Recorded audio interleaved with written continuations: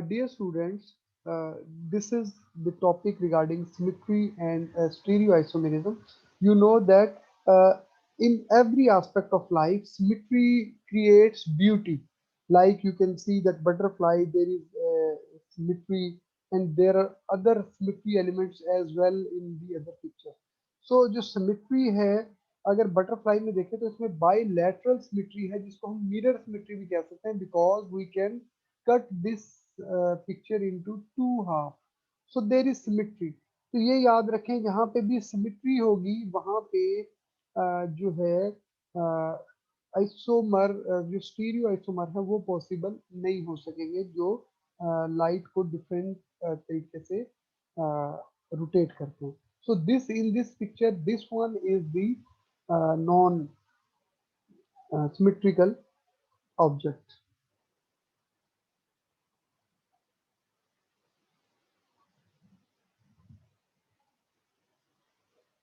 So what is basically थोड़े से symmetry chemistry की हम इसमें देखते हैं. The three dimensional arrangement of atoms or groups in space.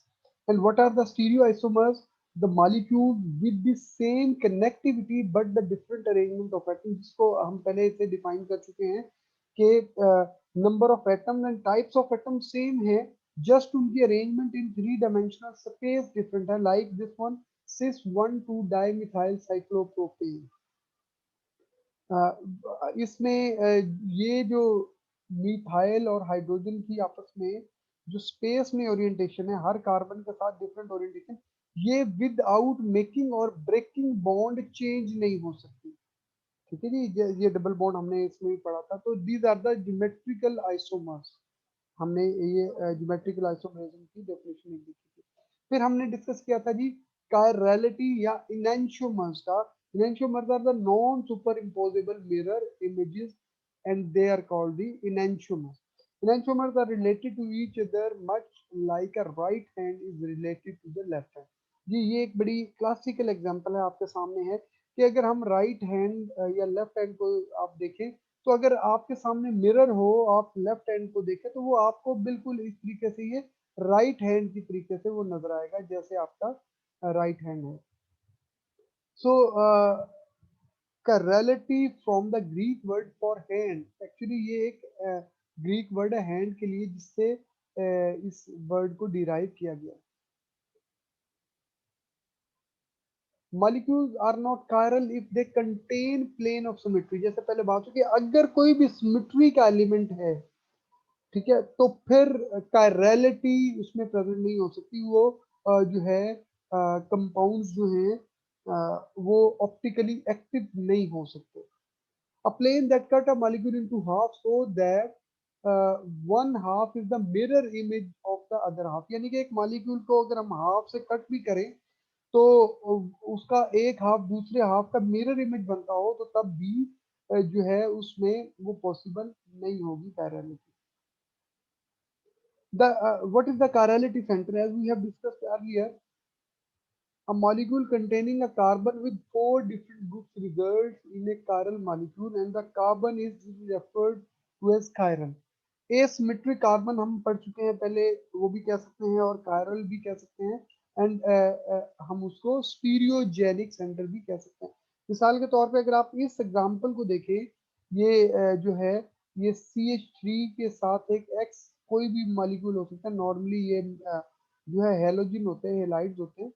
अगर ये कंपाउंड है तो आप देखें कि ये मिरर इमेज है एक दूसरे, अगर हम कंपाउंड का देखें तो, ठीक है. तो चूंकि ये मिरर इमेज, अगर हम इसको थोड़ा सा रोटेट करें, क्योंकि सिंगल बॉन्ड के अराउंड रोटेशन पॉसिबल है, अगर आप यहाँ से इस रेड यानी कि ऑक्सीजन है या ये क्लोरीन है, इससे पकड़ ले मॉलिक्यूल को अपनी उंगली से, और फिर ये तीनों को रोटेट करें, तो आप देखेंगे कि जैसे आप इसको रोटेट करके इधर लेके आएंगे, तो ये और ये क्या हो जाएंगे, आइडेंटिकल हो जाएंगे. सो ये क्या है, ये एक दोनों सुपर इम्पोजिबल हो जाएंगे, और फिर ये सुपर इम्पोजिबल मिरर इमेज है, तो ये कायरल नहीं है, क्योंकि इसमें सिमेट्री मौजूद है, तीन ग्रुप सेम है. Same is the case for this, but if you see this one, CH, X, Y, Z, if X, Y, and Z are the different groups, then अगर आप इसको देखें यहाँ से, ये इसका मिरर इमेज है। अगर आप यहाँ से रेड से पकड़ के इन तीनों को यानी कि इस साइड पे लेके भी आए, यानी कि ये ग्रीन वाला इधर आ जाएगा जब आप इसको घुमाएंगे, तो क्या होगा, येलो वाले की जगह येलो वाला नहीं होगा बल्कि ब्लू वाला होगा। आप जरा इमेजिन कर लें, या आप इसको प्रैक्टिकली ट्राई भी कर सकते हैं किसी भी चीज के साथ। दूसरी वो जो है, ये कुछ चार चीजें अटैच करके आप मॉडल बना के देख सकते हैं। सो ये जो है, ये हम जिस तरीके से मसलन आप इसको पकड़ के इस मॉलिक्यूल को पकड़ के आप इसको रोटेट कर लें, किसी भी तरीके से आप रोटेट करें अगर, तो जो है ये इसका सुपर इम्पोजेबल नहीं होगा। तो only in the case C H X Y Z, these are the non superimposable mirror images. ये वही है जी, जैसे कि इस एग्जांपल में इसको दिखाया हुआ, आप इससे जरा गौर से देखिए। So symmetry in a chiral structure, any molecule with a plane of symmetry or a center of symmetry must be achiral। अगर प्लेन ऑफ सिमेट्री है, जैसे कि इस कंपाउंड में देख लें कि हम इसको यहाँ से कट कर सकते हैं, तो this is the plane of symmetry, तो ये कायरल नहीं है। जबकि अगर हम इस कंपाउंड को देखें, इस कंपाउंड में अगर यहाँ पे मीथाइल ग्रुप लगा हुआ, तो अब इसमें से प्लेन ऑफ सिमेट्री पास नहीं कर रही, बट यहाँ से सेंटर ऑफ सिमेट्री पास करती है। तो ये नहीं करती यहाँ से सेंटर ऑफ सिमेट्री भी, क्योंकि अगर हम यहाँ से इसको कट करें तो मीथाइल एक साइड पे है और प्रोटॉन एक साइड पे, तो ये this compound is the asymmetric carbon atom। So this is the chiral compound, or this is optically active compound। So what is the basically optical activity? Molecules enriched in an enantiomer will rotate plane polarized, यानी कि ऐसे अगर molecules हों कि जिनमें कोई एक enantiomer ज्यादा हो, यानी कि प्योर भी हो सकता है, अगर कोई आपके पास enantiomer प्योर है, ठीक है, यानी कि प्योर जो है बी है या प्योर एल है, एक्सट्रो रोटेटरी या लेवो रोटेटरी है, तो वो प्लेन पोलराइज्ड होते हैं, प्लेन पोलराइज्ड लाइट को रोटेट करते हैं, are said to be optical active. The optical rotation is depend upon the substance, the concentration and the path length through the sample. यानी कि ये तीन चीजें पे ये ऑप्टिकल एक्टिविटी डिपेंड करती है। एक तो वो लाइट, जो सैंपल आपने रखा है वो कितने सैंपल की ट्यूब थी, वो 1 सेंटीमीटर है या 10 सेंटीमीटर है। डेफिनेटली जितना ज्यादा सैंपल में से लाइट पास करेगी, उतना ज्यादा रोटेट होने का उसका चांस होगा, ठीक है जी। एंड नेक्स्ट यानी कि और इसकी कंसंट्रेशन पे डिपेंड करेगी, और substance, nature of the substance पे डिपेंड करेगी, और जो है वेवलेंथ ऑफ लाइट पे डिपेंड करेगी। हो सकता है कि कोई वेवलेंथ ऑफ लाइट ये एब्जॉर्ब भी ना करे या रोटेट ना करे, और किसी लाइट को ये रोटेट करे। सो हम क्या करते हैं जी, हम लाइट सोर्स भी कांस्टेंट कर देते हैं, लेंथ ऑफ जो है सैंपल भी कांस्टेंट कर देते हैं, कंसंट्रेशन भी कांस्टेंट कर देते हैं। सो सब चीजें कांस्टेंट हो गई हैं, सिर्फ एक नेचर ऑफ सब्सटेंस कांस्टेंट नहीं है। अब आप अगर यहाँ पे देखें कि लेट से D line of sodium lamp जो कि 589 नैनोमीटर होती है, वो लाइट अगर हम, अभी देखिए ये लाइट है अनपोलराइज, थ्री डायमेंशनल लाइट है, हर जगह ही जा रही है। अगर हम इसको पोलराइजर, जिसको हमने नाइकॉल प्रिज्म कहा था, इसमें से पास करें, तो अब देखें बाकी सारी लाइट जो है इस नाइकॉल प्रिज्म ने स्टॉप कर दी है, सिर्फ जस्ट वन डायमेंशनल लाइट को उसने पास करने का मौका दिया। तो जैसे जैसे ये लाइट सैंपल में से पास कर रही है, ये लाइट जो है वो रोटेट हो रही है। ये देखिए यहाँ से ये रोटेट होना स्टार्ट हुई, और जब फिर हमने एनालाइजर में से देखा, तो ये देखिए ये from X Y plane to Y Z plane में ये किसी एंगल से ये अगर हम ऑब्जर्व कर रहे हैं, तो ये रोटेट हो गई है। सो अगर प्लेन पोलराइज लाइट रोटेट हो, तो this is called the optical activity of that substance. And we have already discussed all these things. So, and this is the specific rotation for any substance, and we have already discussed it. The topic है that is absolute and relative configuration। Absolute configuration यानी कि हमें ये पता हो कि इसकी configuration क्या है, या कॉन्फ़िगरेशन मीन इसकी थ्री डायमेंशनल स्पेस में अरेंजमेंट क्या है, अगर हम ये फाइंड करना चाहें, तो this is already configuration. So there are two configuration, absolute and relative. Absolute configuration is the precise three dimensional arrangement of atom in space. Actual arrangement क्या है? एब्सोल्यूट मींस एक्चुअल अरेंजमेंट कि जी आपकी 3 dimensional space में किसी भी compound की क्या arrangement है atoms की. And what is the relative configuration? It is that compares the three-dimensional arrangement of atom in space of one compound with those of another compound. यानी कि अगर हम किसी एक कंपाउंड को स्टैंडर्ड मान लें और उस स्टैंडर्ड से दूसरे कंपाउंड की कॉन्फ़िगरेशन को कंपेयर करें, so this will be the relative configuration. So there is no correlation between the sign of optical rotation and three-dimensional arrangement of atoms. अगर आप इन एग्जांपल्स को देखें,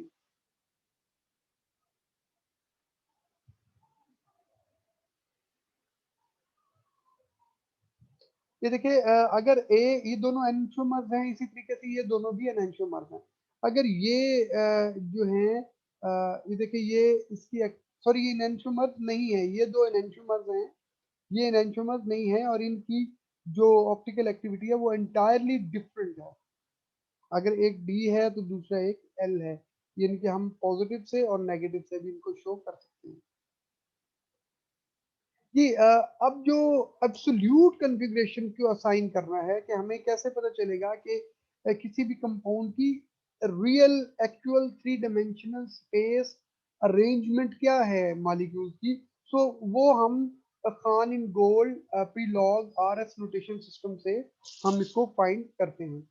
इसमें as we have already discuss use the Cahn Ingold priority rules कि पहले हम priority rules यानी कि प्रायोरिटी असाइन करते हैं कंपाउंड को. अच्छा प्रायोरिटी कैन बी असाइंड, ये आपकी अपनी मर्जी है जैसे भी करें. मिसाल के तौर पे आप हाइड्रोजन को प्रायोरिटी नंबर 1 दे लें या आप जो है जो सबसे ज्यादा मॉलिक्यूलर वेट वाला है उसको नंबर 1 दे दें. तो आप दोनों तरीकों से कर सकते हैं, लेकिन हमने जो रोटेट करना होता है वो हाईएस्ट मॉलिक्यूलर वेट से लोएस्ट मॉलिक्यूलर वेट की तरफ होता है. So orient the molecule so that the lowest priority atom is in the backward away from you. जी ये बड़ी इंपॉर्टेंट पॉइंट है कि हमने सबसे अवे लेट से हाइड्रोजन इसको अगर आपने प्रायोरिटी नंबर 4 दिया है या प्रायोरिटी नंबर 1 दिया है, बात एक है, लेकिन it must be away. And if the three remaining groups are arranged so that the priorities 1, 2, 3 are in clockwise fashion, then assign the chiral center as R. Let's say in this example जो hydrogen है उसको हमने 4 priority दी है and that is away from you, जैसे कि हम पहले discuss कर चुके थे. तो अगर 1 2 3 की तरफ हम क्लॉकवाइज फैशन में जा रहे हैं then this is the R, और अगर हम एंटी क्लॉकवाइज जा रहे हैं तो this is S. Look in this example, इसमें देखें कि जी OH को हमने नंबर 1 पोजीशन दिया है, COH को हमने नंबर 2 और इसी तरीके से CH3 को नंबर 3 एंड हाइड्रोजन को नंबर 4 हमने प्रायोरिटी दी है. सो हमने अब क्या करना है, अगर हम इसको इस तरीके से देखते हैं, आप ये देखिए यहाँ पे H जो है वो नहीं है बल्कि COOH जो है वो अवे है. सो हमें इसको मूव करना पड़ेगा. हम क्या करेंगे, OH को कांस्टेंट रख लेंगे, हम यहाँ से लेट से OH को पकड़ लेंगे और इन तीनों को मूव करेंगे. जब मूव करेंगे हम क्या होगा जी, COOH जो है वो CH3 की जगह पे आ जाएगा और CH3 H की जगह पे चला जाएगा और H उसकी बैक पे आ जाएगा. ठीक है जी. तो जब ये वाली ये देखिए ये वाली कॉन्फ़िगरेशन होगी, ठीक है, रोटेट करने से, अब हम देखेंगे कि जी ये नंबर 4 है, ये नंबर 1, नंबर 2 एंड नंबर 3. सो जब यहाँ से हम यहाँ मूव कर रहे हैं तो this is anti clockwise, counter clockwise, this is actually S compound. और अगर इस केस में हम इसमें देखें कि जी ये H अवे चला गया है और बाकी सारे हमारे प्लेन में, सो दिस इज इसमें हम देखें तो 1 2 और 3 है, तो this is S R. So this isomer is R and this one is S. So this is the concept of rotation जो कि पहले एक स्टूडेंट के क्वेश्चन से मैंने बताया था कि जी आप क्या कर सकते हैं. देखिए A को कांस्टेंट कर लें, मतलब OH और C का जो बॉन्ड है दिस कैन बी रोटेटेड क्योंकि सिंगल बॉन्ड है ना, रोटेशन पॉसिबल है अलोंग द सिंगल बॉन्ड.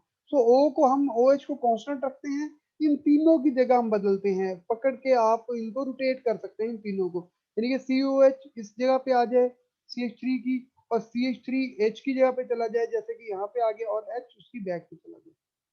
इसी तरीके से अगर आप यहाँ पे देखें तो H यहाँ पे है, अगर मैं OH को कांस्टेंट कर लूं और CH3 जो है COH की जगह आ जाएगा और COH H की जगह चला जाएगा। तो देखिए ये दोनों ये वाला number 3 and number 2 are the enantiomers, but one is the R and other is the S।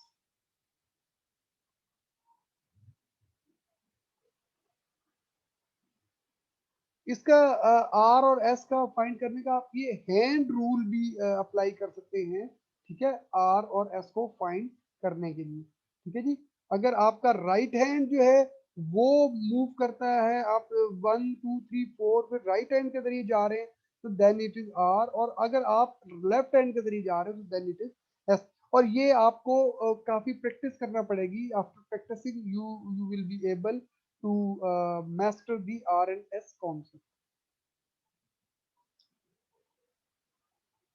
इसके लिए जी you must be able to draw tetrahedral carbon properly. तो बेटा जैसे मैंने बताया कि जी आपने H को अवे लेके जाना है।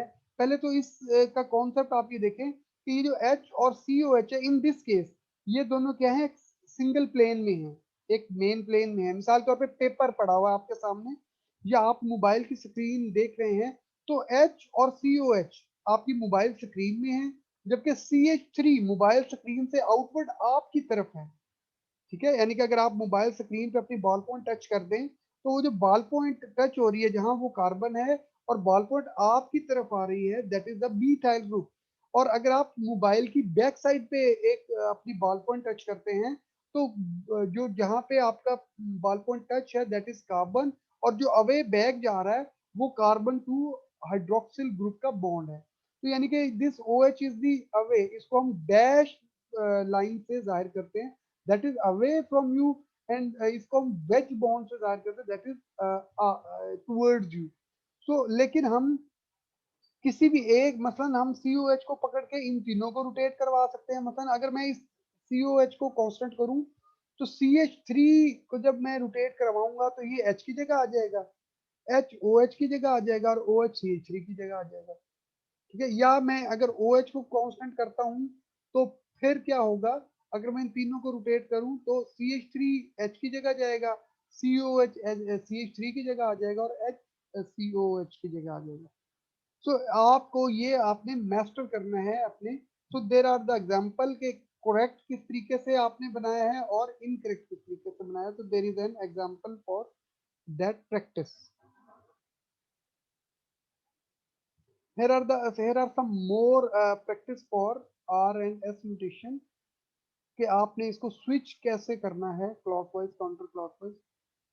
मैं जी इससे नेक्स्ट टॉपिक पे जो मैं करवाना चाहूँ that is the Fischer projection. ये जी फिशर एक साइंटिस्ट हैं जिन्होंने इस 3 डायमेंशनल स्ट्रक्चर को 2 डायमेंशनल यानी कि फ्लैट स्ट्रक्चर में दिखाने की, रिप्रेजेंट करने का एक तरीका डिफाइन किया था। उन्होंने क्या कहा कि ये जो दो हॉरिजॉन्टल लाइन है, ठीक है, ये आप समझ लें coming out of plane of page towards you, यानी कि ये आपकी तरफ हैं दोनों, ये कार्बन एटम से ये दोनों आपकी तरफ आ रही हैं, और ये जो ऊपर और नीचे है वर्टिकल लाइन, ये अवे फ्रॉम यू है और दरमियान में कार्बन एटम है। सिमिलरली इसको हम ऐसे देख सकते हैं, यानी कि जो वेज बॉन्ड है हम इनको अपनी तरफ शो करते हैं, और जो ये डॉटेड बॉन्ड है इनको हम अवे शो करते हैं। ये भी एक तरीका हो सकता है शो करने का। मिसाल के तौर पे अगर हम लैक्टिक एसिड की एग्जांपल देखें, तो इस लैक्टिक एसिड में आप ये देखें कि ये COH और H दे आर अवे, और ये OH और CH3 ये आपकी तरफ है। ये देखें हम इसको थोड़ा फ्लैटन करते हैं और ये ऐसे फिजा, तो this is called the Fischer projection. This one is the R lactic acid and this is the S lactic acid।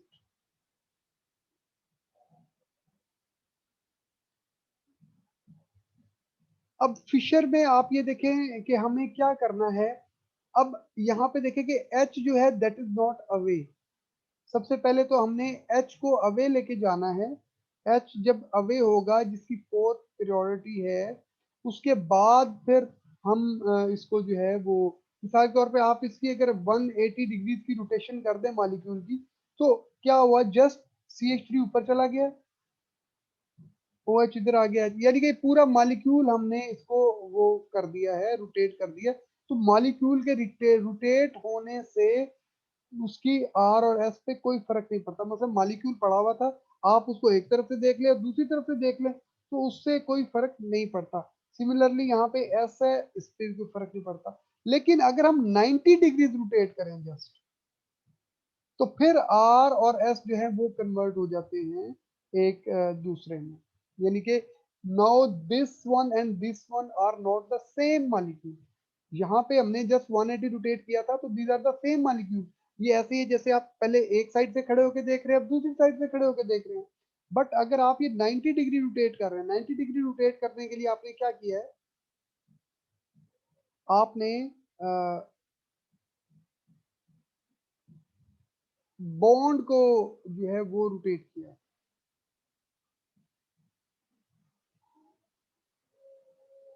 जब बॉन्ड मेकिंग और ब्रेकिंग से बनेगा तो दैट इज नॉट अलाउड, तो वो डिफरेंट कंपाउंड हो जाएगा। If one group of a Fischer projection is held steady, the other three group can be rotated clockwise और anti clockwise.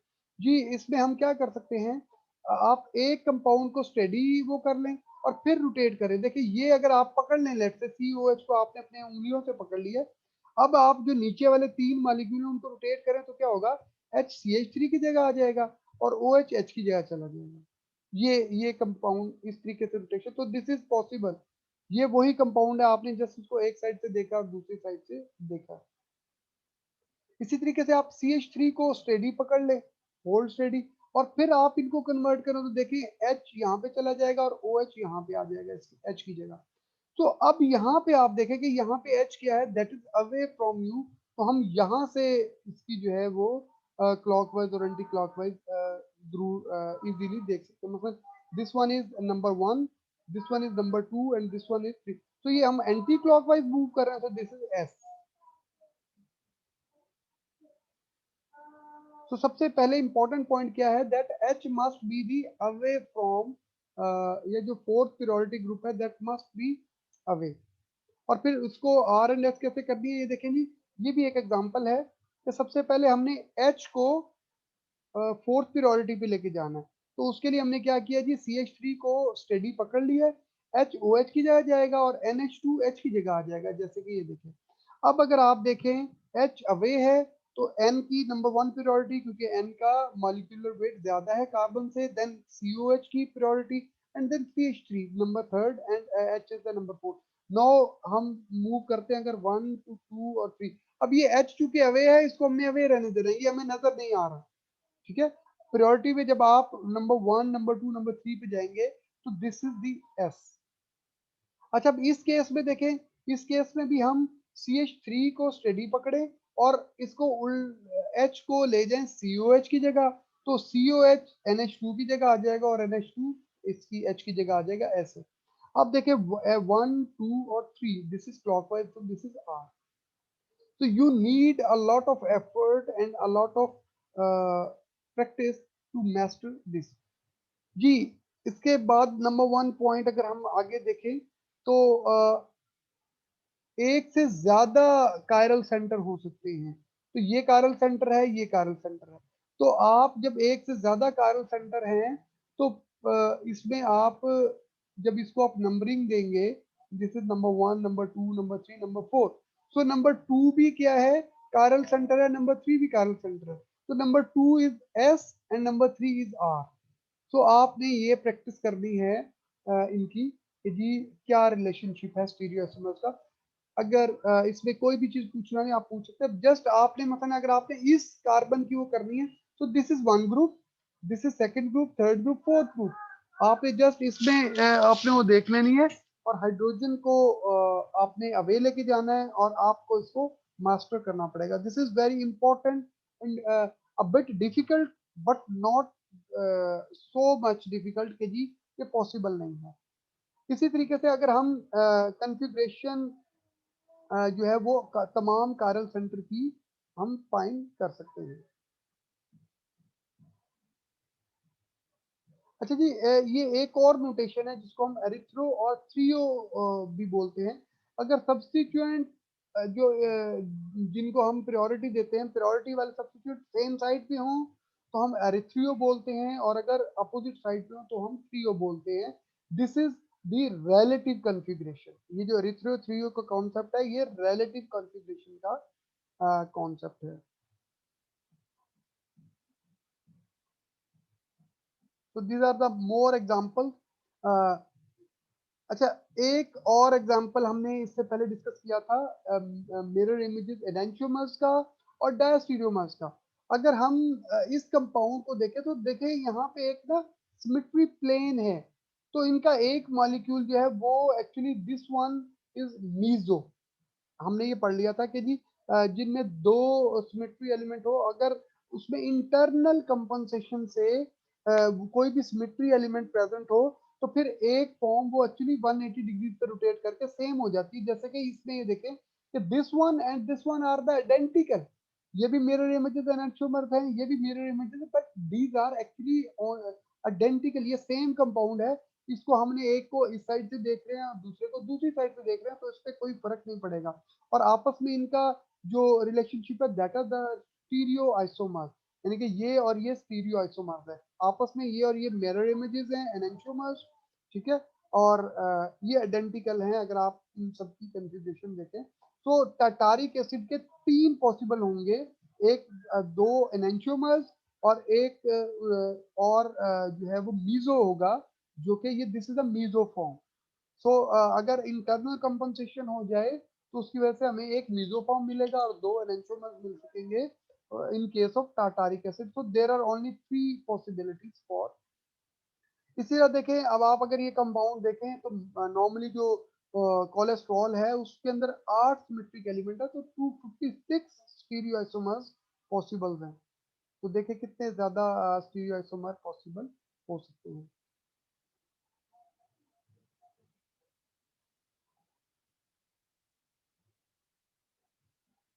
We have already discussed the resolution on enantiomer. So now I am completing my topic. So today we have just repeat the Khanin-Goldfield log system and Fisher projection, and how we can assign R and S to the different compounds.